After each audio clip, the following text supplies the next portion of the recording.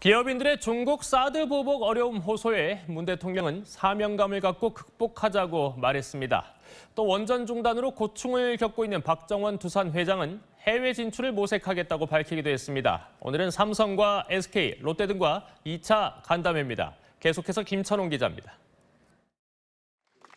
예정 시간을 1시간 30분 가까이 넘겨 비공개로 진행된 간담회에서 각 기업 대표들은 경쟁적으로 일자리 창출 방안을 내놨습니다.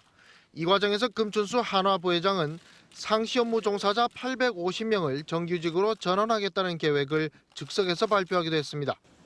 정의선 현대차 부회장은 중국의 사드 보복 조치로 매출이 급감했다고 호소했고, 박정원 두산 회장은 정부의 탈원전 정책을 언급하며 해외 진출을 모색할 뜻을 밝혔습니다. 신고리 5,6호기를 중단하는 것으로 결정이 된다면 해외에서의 사업 기회를 많이 가질 수 있도록 문 대통령은 이 같은 기업인들의 이야기를 듣는 데 주력했다고 청와대는 설명했습니다. 모든 기업인들이 말씀에 대해서 다 경청하셨고 여기에 대해서 정말 필요한 사항들이 있으면 물으셨고 법인세 인상 등 증세 문제는 전혀 거론되지 않은 것으로 확인됐습니다. 다만 청와대 관계자는 문 대통령이 최저임금 인상으로 인해 2, 3차 협력업체가 어려움을 겪지 않도록 해달라는 당부를 했다고 전했습니다.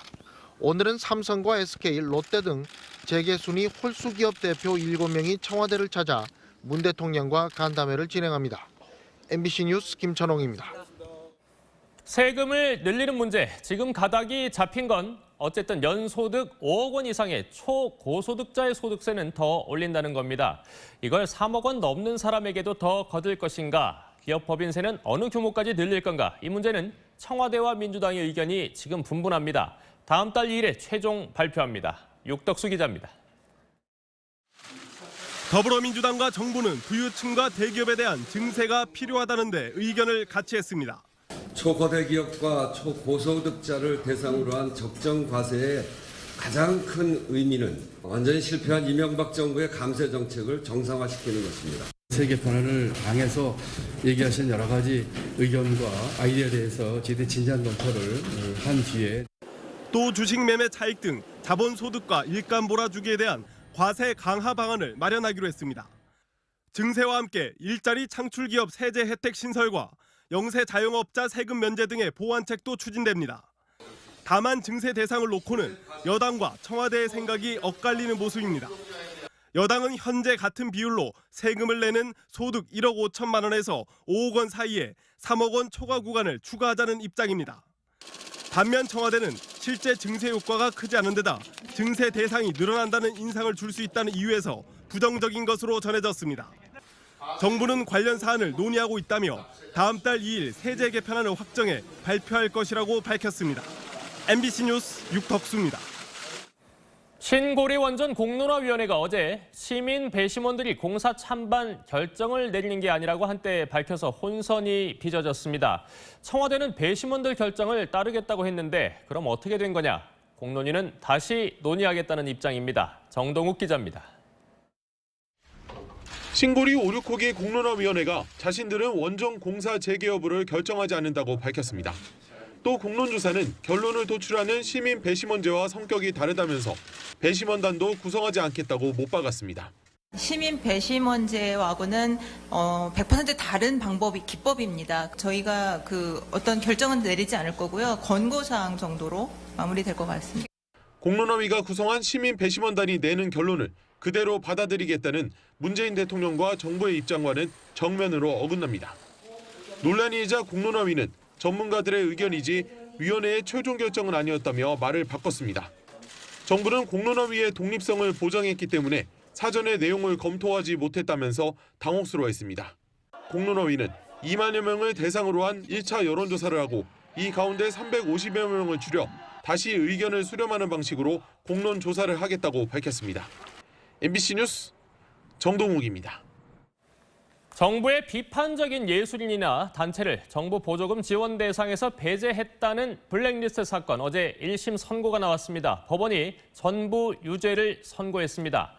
다만 조윤선 전 장관에 대해서는 위증죄는 인정되지만 블랙리스트 작성에서는 빠졌다고 봤습니다. 윤정혜 기자입니다. 조윤선 전 문화체육관광부 장관이 지친 표정으로 구치소를 빠져나옵니다. 구속 6개월 만에 석방된 겁니다. 네, 재판에 성실히 끝까지 임하겠습니다. 저에 대한 고려를 풀어주셔서 감사하게 생각합니다. 법원은 조 전 장관에 대해 블랙리스트를 작성, 관리하게 한 혐의가 인정되지 않는다고 판단했습니다. 다만 국정감사에서 블랙리스트의 존재를 알면서 모른다고 거짓 증언한 혐의를 인정해 징역 1년에 집행유예 2년을 선고했습니다. 반면 김기춘 전 실장에 대해서는 블랙리스트 작성, 관리를 지시한 사실이 인정된다며 징역 3년의 실형을 선고했습니다. 또 같은 혐의로 기소된 김종덕 전 문체부 장관에게 징역 2년, 정관주 전 차관과 신동철 전 비서관은 각각 징역 1년 6개월을 선고받았습니다. 불구속 상태로 재판을 받던 김상률 전 수석도 징역 1년 6개월을 선고받고 법정 구속됐습니다. 법원은 블랙리스트가 은밀하고 집요한 방법으로 장기간 실행됐다며 헌법 정신에 어긋난 위법 행위라고 강조했습니다. 김 전 실장 측은 판결에 반발해 항소를 검토 중입니다. 지시를 직접 하신 사실은 없고 그 입장은 변함이 없습니다. 법원은 블랙리스트 관련 강요 혐의 등은 관련자 모두 무죄라고 판단했습니다. MBC 뉴스 윤정혜입니다. 북한은 당초 정전협정 기념일인 어제 도발을 감행하진 않았습니다. 하지만 동해 쪽에서 또 다른 미사일 활동이 포착되는 등 우려는 가라앉지 않고 있습니다. 김재훈 기자입니다. 북한의 최근 미사일 활동이 활발히 포착된 건 평안북도 구성 인근으로 이동식 발사 차량과 콘크리트 패드를 깐 고정식 거치대 등이 식별됐습니다. 구성은 지난 4일 대륙간 탄도미사일 ICBM급 화성 14형을 발사한 방현 인근이자 함경남도 신포와 평안남도 북창에서 3차례 시험 발사한 화성 12형의 마지막 4번째 발사 장소입니다. 미사일의 완성도를 높일수록 해안에서 내륙으로 발사 장소로 이동했고요. 구성은 미사일의 신뢰도를 최종 시험하는 장소로 선언해 왔습니다. 하지만 정전협정일인 어제 예상했던 북한의 미사일 도발은 없었습니다. 한미 군 당국은 기습적인 북한의 미사일 도발이 언제든 가능하다고 판단하고 있습니다. 특히 CNN은 미 국방부 당국자를 인용해 북한이 지난 25일 신포 조선소에서 올해 3번째 미사일 사출 시험을 실시했으며 이는 잠수함 발사 탄도미사일 SLBM의 수중 시험 발사를 준비하는 것으로 분석된다고 전했습니다. 이런 가운데 북한은 노동신문을 통해 자신들의 전략적 지위는 근본적으로 달라져 북미 대결 구도는 완전히 바뀌었다며 미국의 대북 적대시 정책을 철회할 것을 거듭 주장했습니다. MBC 뉴스 김재홍입니다. 정부가 예산을 투입해 장기 연체를 하고 있으나 갚을 능력이 없는 40만 명 이상의 빚을 탕감해주기로 했습니다. 이 장기 연체자의 정상적 경제 활동을 돕겠다는 건데 힘들게 돈을 갚는 사람들과 형평성이 맞지 않는다는 지적도 나오고 있습니다. 이준범 기자입니다. 학원을 운영하며 카드 대출을 받았던 김모 씨. 제때 갚지 못해 카드 돌려막기를 하면서 빚은 수천만 원으로 불어났고 결국 신용불량자가 됐습니다. 잠을 못 잤었어요. 잠을 못 잘 정도로 막 이렇게 하고 막 압류한다, 어쩌간다. 못 갚은 빚은 연체 채권이 되고 연체 채권들은 추심회사나 대부업체에 싼 값으로 넘어가는데 이 채권산 업체들이 채무자들을 상대로 빚독촉을 하게 됩니다. 금융당국은 이렇게 추심회사나 대부업체로 팔려간 장기 소액 연체자의 채권을 매입해 탕감해주겠다는 방안을 내놨습니다. 국민행복기금이 갖고 있는 10년 이상 연체된 1,000만 원 이하 빚을 없애주겠다는 계획이 더 확대된 겁니다. 적용 대상자도 기존 40만 명보다 훨씬 많아질 것으로 전망됩니다. 심사를 통해서 상환이 어렵다고 보여지는 계층에 대해서는 과감하게 그 인원 숫자에 구애받지 않고 최대한 채무 정리를.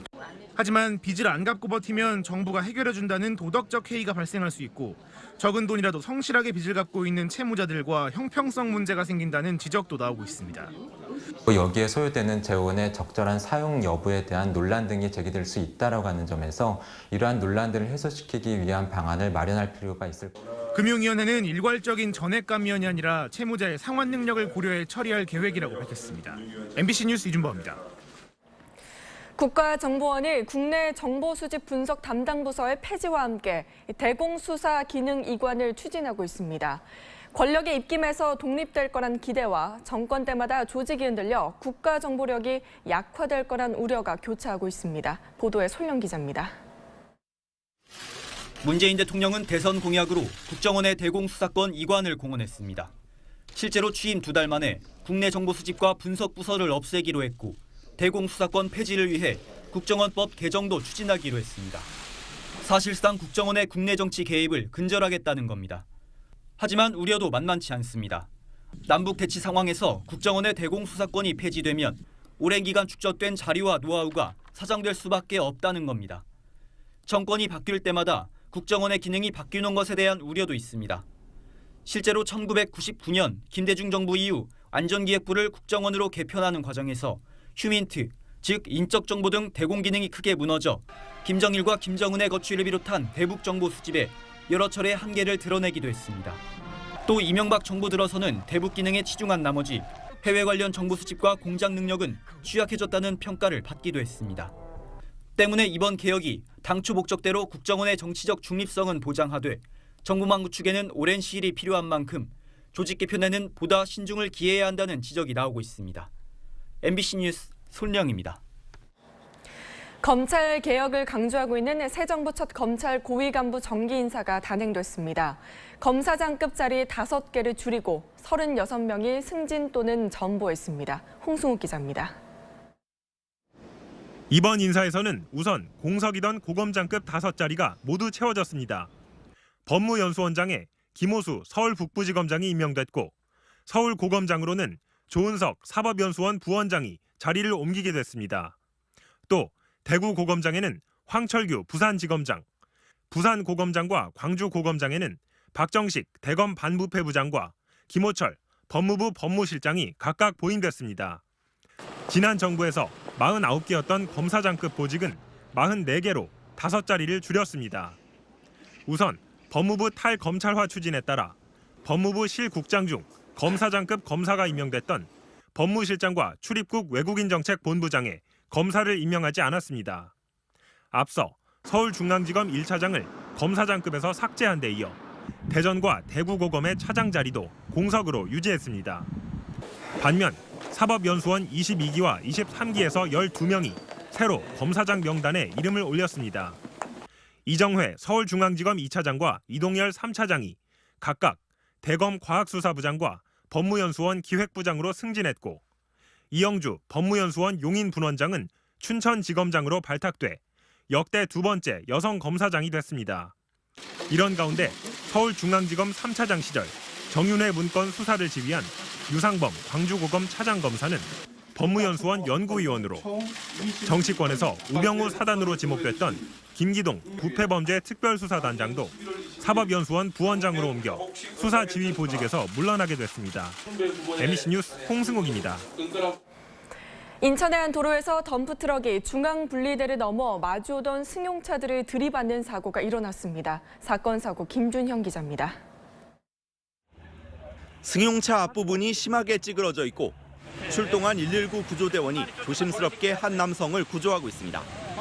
어젯밤 10시쯤 인천 중구의 한 도로에서 25톤 덤프트럭이 중앙분리화단을 넘어 마주오던 승용차와 주차된 차량 등 2대를 잇따라 들이받았습니다. 승용차 운전자 37살 권모 씨 등 2명이 크게 다쳤습니다. 경찰은 트럭이 빗길에 미끄러지면서 사고가 난 것으로 보고 있습니다. 신호대기 중이던 차량들 쪽으로 대형 크레인이 돌진합니다. 어제 저녁 6시 반쯤 경북 구미시 광평동의 한 도로에서 50톤급 대형 크레인이 차량 13대를 들이받는 사고가 일어났습니다. 이 사고로 48살 권모 씨 등 10명이 다쳐 병원으로 옮겨졌는데 브레이크가 말을 듣지 않았다는 크레인 운전자의 말을 토대로 경찰은 사고 원인을 조사 중입니다.